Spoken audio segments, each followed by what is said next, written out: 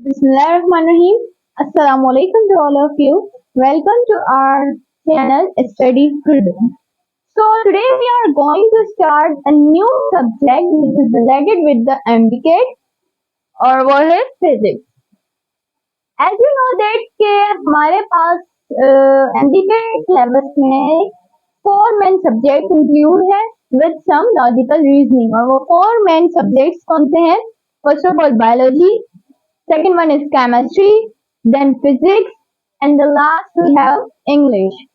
So basically जो institute बनते हैं जो ज्यादा सेक्शन होता है हमारे पास वो बायोलॉजी का होता है और chemistry and physics hold the equal position. तो आज हम अपना जो न्यू सेक्शन स्टार्ट करने वाले हैं वो है हमारा physics.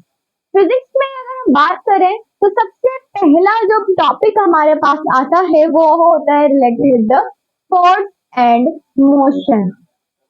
Force and motion, some people are thinking like this is very easy because हमने motion like थ्री जो motion में हमारे पास थ्री इक्वेशंस ऑफ मोशंस आती हैं जिसकी न्यूटन्स की, तो सब बच्चे समझते हैं कि ना ये तो बहुत ही इजी है, ninth matric first year inter हमने तो सब में इसी को ही तो पढ़ा है सिर्फ। तो हमने जो क्लासेस में अकॉर्डिंग टू आवर क्लास हमने जो बेसिक चीजें पढ़ी थी वो सिर्फ हमारी बेसिक्स थी। अब उससे रिलेटेड एमसीक्यूज किस तरह देगा हमें पीएमसी, तो वो उसको आज हम डिस्कस करने वाले हैं। तो फोर्स एंड मोशन में सबसे पहले पास हमारे पास जो सब हेडिंग आती है दैट इज द लॉ, या आप वैसे भी लिख सकते हो like Newton law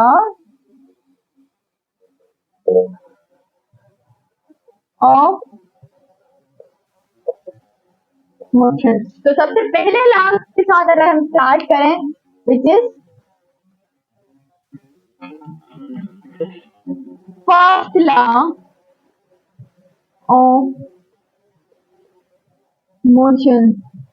as you know that अगर हम फर्स्ट लॉ की बात करें तो फर्स्ट लॉ जो है हमारे पास वो हमें ये बताता है कि everything which is in the motion or in the rest, it will continue its position until or unless a force acting on it। यानी कि फर्स्ट लॉ में क्या बताता है, अगर हम लिख दे थे यहाँ पर if a body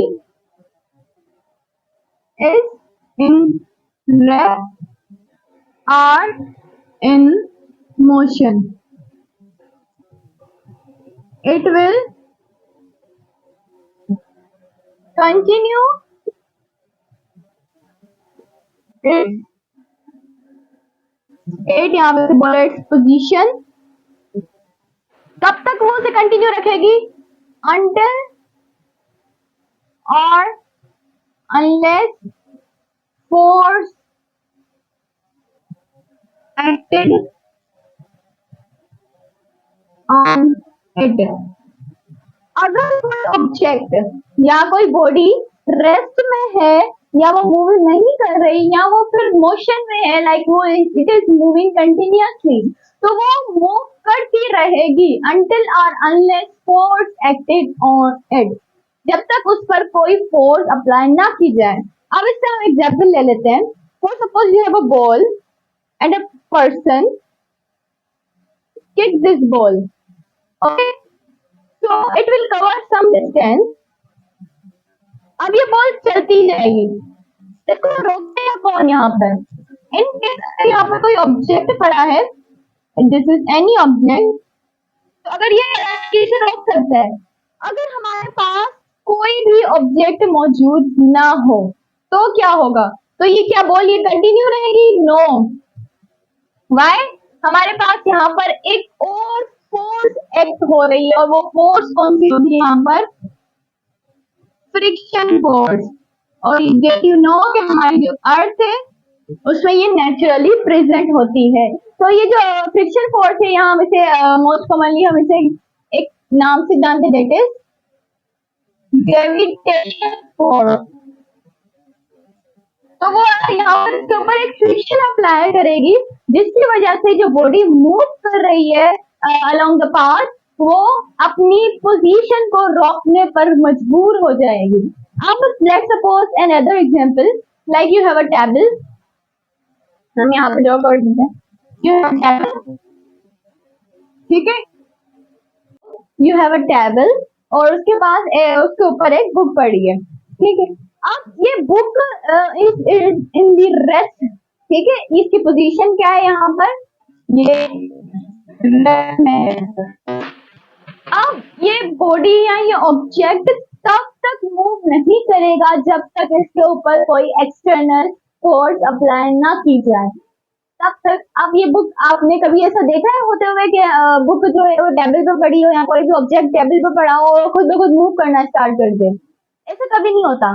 क्यों? क्योंकि ये हमारे लॉ के अकॉर्डिंग बिल्कुल भी एंटी है कि अगर कोई चीज खुद ब खुद पड़ी है और वो खुद ब खुद मूव करना मतलब शुरू हो जाए, so this is impossible, and this book Apollo this object is following the first law. अब इस फर्स्ट लॉ ऑफ मोशन को लॉ ऑफ इनर्शिया भी बोलते हैं, and you know that why? क्योंकि लॉ ऑफ इनर्शिया जो है हमारे पास वो भी यही चीज स्टेट करता है कि if object is in the rest it will have a law inertia in it, या अगर वो मोशन में है तब भी इसके अंदर इनर्शिया प्रोड्यूस हो जाएगा। इनर्शिया क्या है? It is a type of force, वो फोर्स से प्रोड्यूस हो जाएगी, यानी कि अगर वो रेस्ट में है तो वो इनर्शिया के अंदर जो प्रोड्यूस होगा it takes it to move to, मतलब इसको अपने रेस्ट में अगर वो इसकी अपनी पोजीशन को मेंटेन करने के लिए वो इसको फोर्स करेगा, या अगर वो मोशन में है तो जो इनर्शिया है उसके अंदर वो इसको टेन करेगा ताकि ये अपनी पोजीशन मेंटेन करके रखे। अगर हम इसके रिलेटेड एक एग्जांपल ले लेते हैं, let's suppose you have a बस लाइक दैट, ठीक है, ये एक बस है आपके पास and there is a passenger who is sitting in the bus with a driver. ये यहाँ पर अगर कर देते हैं, ये एक स्टीयरिंग व्हील है, स्टीयरिंग और इसको होल्ड किया हुआ है ड्राइवर बस का, और यहाँ पर सम पैसेंजर्स मौजूद हैं, ठीक है। For suppose this bus and is moving forward, ये फॉरवर्ड, या आप इसको बोल सकते हो फॉरवर्ड डायरेक्शन में मूव कर रही है कौन? बस। अब यहाँ पर एक कंडीशन आती है कि अगर यहाँ पर बस ड्राइवर को फॉर सपोज उससे आगे आते हुए कोई और बस देगी और उसे यहाँ पर ब्रेक लगाना, and this brake is the sudden brake, ठीक है। अब उसने यहाँ पे ब्रेक अप्लाई किया, अब क्या होगा पैसेंजर्स के साथ जो अंदर बैठे हुए हैं? अब जब पैसेंजर्स बस के अंदर मौजूद थे, जब बस मूव कर रही थी तो ये रेस्ट में थे, यानी इनके अंदर क्या प्रोड्यूस हो गया? यहाँ पर इनर्शिया प्रोड्यूस हो चुका है। अब जब बस में सडन ब्रेक्स अप्लाई होंगे तो ये जो पैसेंजर्स है ये कुछ आगे की तरफ मूव होना शुरू हो जाएंगे, लाइक दे विल सिट, ठीक है, ये आगे की तरफ मूव हो गए, आप इनको अच्छे तरीके से देख सकते हो, ठीक है। अब ऐसा क्यों हुआ? वाई? ये जो पैसेंजर्स बैठे थे ये आगे की तरफ ही क्यों मूव हुए, पीछे की तरफ क्यों नहीं गए? Just because of the inertia.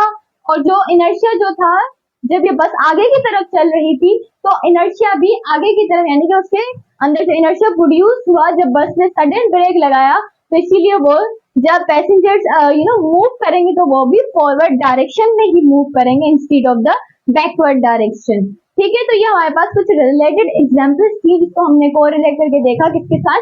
First law of motion के साथ। So now let's discuss about the second law of motion. As you know that, so now let's discuss about the second law of motion. अब second law of motion हमें क्या बताता है? इसके definition की तरफ मूव ऑन होने से पहले हम यहाँ पर एक एग्जांपल ले लेते हैं। For suppose you have a object, ये आपके पास एक बॉल है, ये मूव करता हुआ आ रहा था, यहाँ पर सडनली इसके ऊपर एक फोर्स एक्ट हुई, फोर्स विद एफ, यहाँ पे एक फोर्स एक्ट हुई और उस जो ऑब्जेक्ट था उसका मास क्या था? एम, कमा से एम, ठीक है। अब यहाँ पर इसके ऊपर एक फोर्स अप्लाई हुई है, इस फोर्स की वजह से यहाँ पर इसकी ये एक तो पहली बात है ज्यादा स्पीड से मूव होने लगा, और इस फोर्स के एक्ट होने की वजह से जो इसकी एक वेलोसिटी तय करता हुआ आ रहा था, इसकी वेलोसिटी में आ गया चेंज, ठीक है, with respect to the time. अब आपको पता है the rate of change of velocity is called acceleration, यानी कि appliance of the force on the object on the remember on the moving object, this one is the moving object, so it will produce what acceleration। बस यही है हमारे पास second law of motion, यानी कि आपके पास कोई भी मूविंग ऑब्जेक्ट, अगर हम इसको वर्ड्स में लिखें, the force of moving object is a product of mass and acceleration varied to the point definition, यानी कि किसी भी ऑब्जेक्ट जो मूविंग ऑब्जेक्ट है उसका आप अगर ऊपर फोर्स अप्लाई कर दो तो वहां पर किस चीज को प्रोड्यूस होना है, एक्सेलरेशन बाय, क्योंकि उसकी जो वेलोसिटी है फोर्स अप्लाई करने की वजह से उस वेलोसिटी में चेंज आया है, and as you know that the change in velocity will cause the acceleration. अगर हम इसको मैथमेटिकल रिप्रेजेंट करें तो किस तरह रिप्रेजेंट करेंगे, mathematically it will represented as the F is equal to ma, your mass is the constant, मास में कभी चेंज नहीं होना, क्यों, क्योंकि मास ने जस्ट उसकी गलती क्या थी, वो मूव कर आ रहा था, अब उसको चेंज क्यों करेंगे हम, यानी कि मास ने तो हमेशा रहना ही कांस्टेंट है, चेंज क्या चीज हुई यहाँ पर, एक्सीलरेशन, यानी कि स्पीड में चेंज आया तभी एक्सीलरेशन प्रोड्यूस हुई। तो द नेक्स्ट लॉ इज, आप इसको लास्ट लॉ भी बोल सकते हैं न्यूटन का, that is third law of motion. Third law of motion आपने अक्सर कहते हुए सुना होगा, it is the every action has equal and opposite reaction, यानी हर एक्शन का एक बिल्कुल इक्वल और अपोजिट रद्द अमल होता है ना। अब आप इसको कोरिलेट किस एग्जांपल से कर सकते हो, for suppose you have a gun, और वो गन अचानक से फायर होती है, इसके अंदर से जो बुलेट ने निकलना है, this is not a bullet, इस गन की जो डायरेक्शन थी वो टुवर्ड थी, इस बुलेट की जो डायरेक्शन है वो टुवर्ड है, यानी कि वो प्रेशर, गन ने क्या अप्लाई किया, एक प्रेशर अप्लाई किया उस बुलेट के ऊपर, और बुलेट ने प्रेशर अप्लाई किया किसके ऊपर, गन के ऊपर, तो इन दोनों की डायरेक्शन आप देख सकते हो बिल्कुल अपोजिट है। अब हम इसको थर्ड लॉ से कैसे रिलेट करेंगे कि एवरी एक्शन, यहाँ पर एक्शन क्या हुआ, एक गन फायर हुई, ये हमारे पास क्या था, एक्शन, बुलेट का निकलना हमारे पास रिएक्शन है। अब ये इसकी इक्वल, यानी कि दोनों की फोर्स बिल्कुल इक्वल होगी, जितनी फोर्स से उसने फायर किया है बुलेट को, उतनी ही फोर्स से वो बुलेट गन को लीव करके जाएगी, ठीक है, एक बात ये हो गई। दूसरी बात, दोनों की डायरेक्शन जो होगी वो अपोजिट होगी। अभी अभी हमने देखा कि इन दोनों की जो डायरेक्शन है वो आप इजीली देख सकते हो कि बिल्कुल अपोजिट है। इसके अलावा हमारे पास बहुत ही कॉमन, दैट इज जो आपको हर गली मोहल्ले में इजीली से मिल जाती है, हर घर में ये एग्जांपल आपके लिए अवेलेबल है। Suppose there is one children who is fighting with the others children, ठीक है, अब इसने इसको स्लैप किया, थप्पड़ मारा, ठीक है, ये इसका क्या था, this one is the action, okay, और इसने एज अ रिप्लाई इसने भी उसको इक्वल फोर्स के साथ थप्पड़ मारा, क्लैप किया, ठीक है, दोनों ने एक दूसरे को किया। अब यहाँ पर जिस बॉडी ने एक्शन परफॉर्म किया, आप उसको इजीली देख सकते हो कि उसने उसकी अपोजिट डायरेक्शन में किया था, ठीक है, और जिस बॉडी की तरफ से रिस्पॉन्स आया वो भी अपोजिट है। ये आप देख सकते हो इसकी डायरेक्शन क्या थी, फॉरवर्ड, इसकी बैकवर्ड। तो इन दोनों की डायरेक्शन अपोजिट है। हमारी पहली टर्म कंप्लीट हो गई, अपोजिट रिएक्शन। और दूसरी बात कि इसने भी थप्पड़ मारा था और इसने भी थप्पड़ मारा था, तो दोनों का इंतकाम आप बोल सकते हो या बदला वो भी इक्वल ही है। तो यहाँ तक था हमारा third law of motion. Now let's discuss some equations of motion. तो ये जो इक्वेशंस ऑफ मोशंस हैं, एक्चुअली मोस्टली स्टूडेंट्स को मैंने इनको इससे कतराते हुए देखा है। व्हाई? बिकॉज इसको याद करना पड़ता है एक्चुअली, या इट इज डिफिकल्ट, बट अगर आप उसको थोड़ा सा ट्रिकी माइंड से याद करें तो it is very easy for you. Now let's suppose यहाँ पर हम इक्वेशंस ऑफ मोशंस लिखते हैं, ठीक है, ऑफ मोशन, और यहाँ पर वही इक्वेशन को हम चेंज करके according to the free falling object के लिए लिखते हैं, ओके, और इसको कोरिलेट करते हैं कि किस तरह से ये पर्टिकुलर इक्वेशन को हम समझ सकते हैं किस हद तक। अब इक्वेशन ऑफ मोशन, सबसे पहली इक्वेशन आपको पता है हमारे पास होती है v is equal to u plus at।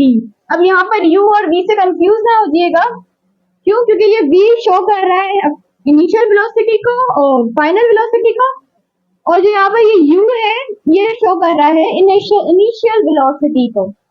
अब अगर हम इसको रीअरेंज करें according to the free falling object, तो यहाँ पर ये जो GA है, सिर्फ आपने फ्री फॉलिंग ऑब्जेक्ट के अकॉर्डिंग यहाँ पर इस A को रिमूव करके यहाँ पे लिख देना है G, बाकी सारी वैल्यूज आपकी सेम ही रहेंगी, प्लस GT। तो ये हमारे पास थी फर्स्ट इक्वेशन ऑफ मोशन। अब इसके पास हमारे पास जो सेकेंड इक्वेशन ऑफ मोशन है वो क्या है आपके पास, that distance S is equal to, इसको U लिख देते हैं, U T प्लस हाफ, और आपके पास था यहाँ पर 80 स्क्वायर, राइट। तो ये आपके पास थी सेकेंड इक्वेशन ऑफ मोशन। अब इसको हम according to the free falling object के लिए मैनेज करते हैं। तो यहाँ पर जो S है, अब आपने इसको, ये क्या शो कर रहा है, यहाँ पे डिस्टेंस शो कर रहा है covered by the body.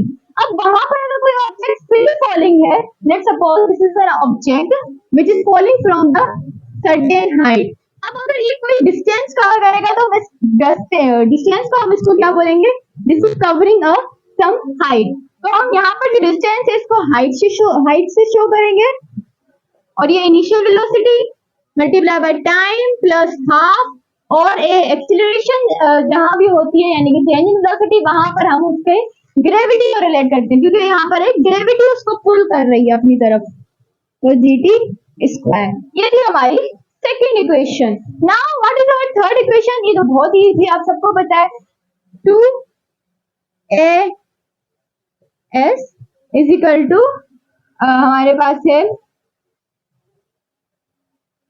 v square, यहाँ इसको u लिख देते हैं, square plus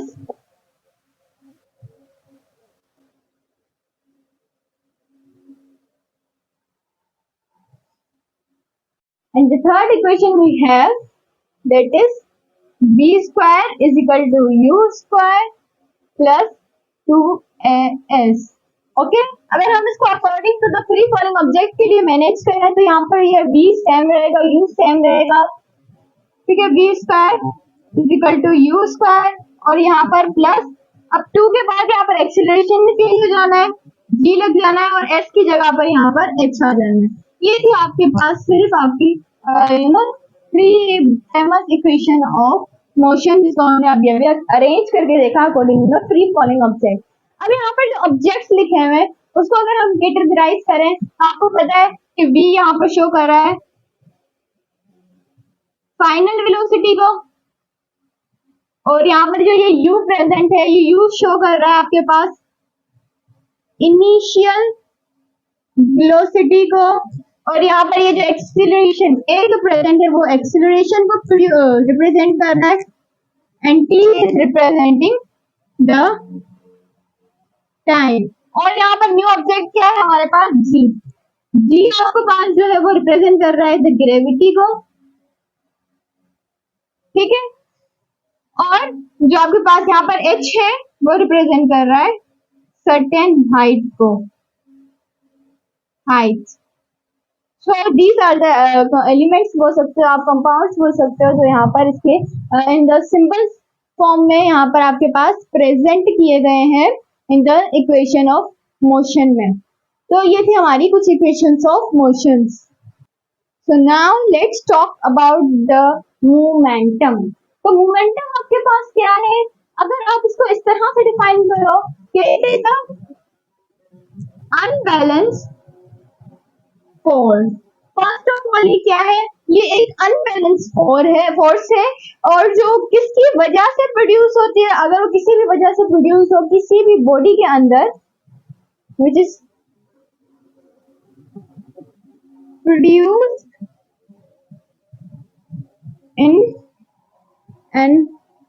in body is called momentum. ये मोमेंटम बेसिकली है कि कोई भी अनबैलेंस फोर्स जो है वो किसी भी बॉडी के अंदर अगर प्रोड्यूस होती है तो वो क्या है हमारे पास, मोमेंटम, ठीक है। यानी कि आप इसको ऐसे भी एक्सप्लेन कर सकते हो, लाइक अगर आप किसी बॉडी पर ऑब्जेक्ट पर आप फोर्स अप्लाई करते हो और उसके अंदर कोई अनबैलेंस फोर्स ऑटोमेटिकली प्रोड्यूस हो जाती है, यानी कि आपने जो फोर्स अप्लाई की जिसका ना आपने मैग्नीट्यूड देखा ना कुछ देखा, आपने जस्ट अप्लाई कर दी, ठीक है। और उसके बाद उसमें एक अनबैलेंस फोर्स प्रोड्यूस हुई, यानी कि उसके जो ऑब्जेक्ट में अंदर एक अनबैलेंस मूवमेंट प्रोड्यूस होना शुरू हो गई, तो दैट इज द मोमेंटम, ठीक है। और इसको हम लीनियर मोमेंटम भी बोलते हैं। अब यहाँ पर अगर हम इसकी simple to the point definition याद करें तो वो क्या है, it is the product of mass and velocity. और इसका टू द पॉइंट फॉर्मूला क्या है हमारे पास, P is equal to mv। Here the P is showing the momentum, n is for the mass and v is for the velocity of the object, या किसी भी body का object जो आपके पास भी होता है, ठीक है। अब अगर हम इसके यूनिट की बात करें, ठीक है, इसका यूनिट क्या होता है बेसिकली, इसका जो यूनिट होता है ना वो हमारे पास है किलोग्राम मीटर पर सेकेंड, या अगर हम इसको सिंपल वर्ड में लिखते तो it is Newton metre second, ठीक है। ये इसका unit kilogram metre per second, या अगर आप इसको सिंपल वर्ड्स में लिखना चाहें तो इट इज न्यूटन सेकेंड। अब यहाँ पर फोर्स की डेफिनेशन के अकॉर्डिंग अगर हम इसको रिलेट करें, जो अभी हमने सेकेंड लॉ ऑफ मोशन पढ़ा था, तो अगर हम तो according to the force the momentum is rate of change of unbalance force. अब जो फोर्स अकॉर्डिंग टू द हमने न्यूटन के लॉ के अकॉर्डिंग पढ़ा था, तो उसके अकॉर्डिंग हमें क्या बताता है कि rate of change of unbalance force is also called the momentum. और इसको हम किस तरह से लिख सकते हैं, रेट ऑफ चेंज ऑफ की बात आती है तो ऑफ कोर्स ये मोमेंटम के अनबैलेंस फोर्स क्या है हमारे पास, it is momentum. So we can also write here like F is equal to change in momentum or change in unbalanced force, and यहाँ पर हमने लिखा है rate of change, यानी कि it is hidden की ऑटोमेटिकली यहाँ पर टाइम का भी डिस्कस किया गया है। तो this is the formula according to the second law जो अभी अभी हमने डिस्कस किया about the Newton second law motion, ठीक है। तो ये था हमारा मोमेंटम। अब जहां मोमेंटम की बात आती है वहां हमारे पास एक और टर्म से इंट्रोड्यूस होता है और एक और लॉ आता है हमारे पास, and that law is The law of conservation of momentum. We can also write here law of conservation of momentum. अभी जब मोमेंटम की बात होती है तभी क्यों आता है, क्योंकि ये जो लॉ है वो रिलेटेड ही मोमेंटम के साथ ही है। अब ये लॉ हमें क्या बताता है, ये लॉ हमें कुछ इस तरह से बताता है कि let's suppose a system, this is a system, okay, ये क्या है, ये एक सिस्टम है, यानी कि इसके अंदर ना कोई एक्सटर्नल फोर्स अप्लाई की जा सकती है और ना ही कोई फोर्स इससे बाहर आ सकती है, या हम इसे ऐसे भी बोल सकते हैं कि it is the quantity number जिसमें कोई भी एनर्जी ना इंटर हो सके और ना ही कोई एनर्जी से बाहर आ सके, तो ये एक सिस्टम है। अब हमने एक सिस्टम सपोज कर लिया किसके लॉ के अकॉर्डिंग, मोमेंटम के लॉ के according. Let's suppose two balls, अब यहाँ पर हमारे पास दो बॉल्स हैं, ये दोनों बॉल्स अपनी अपनी वेलोसिटी के साथ मूव कर रही थी।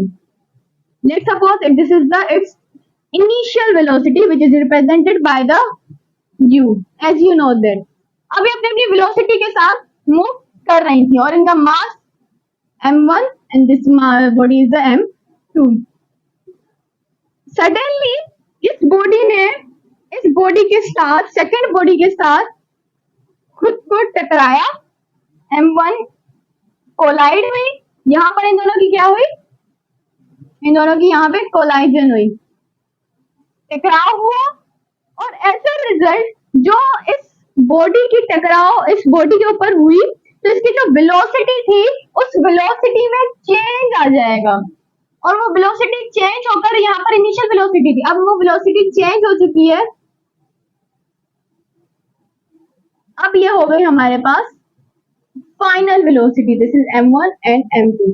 इस लॉ को आप कुछ इस तरह भी जानते हो, m1 u1 plus m2 u2 is equals to the m1 v1 plus m2 v2, यानी कि जो मास और वेलोसिटी का अगर आप सम ले लो, लेट्स सपोज इस ऑब्जेक्ट का जो पहले लीनियर मोशन में चल रहा था, लीनियर मोमेंटम के साथ चल रहा था, ठीक है, अचानक से एक अनबैलेंस फोर्स अप्लाई हुई, एज अ रिजल्ट इनकी वेलोसिटी में आ गया चेंज।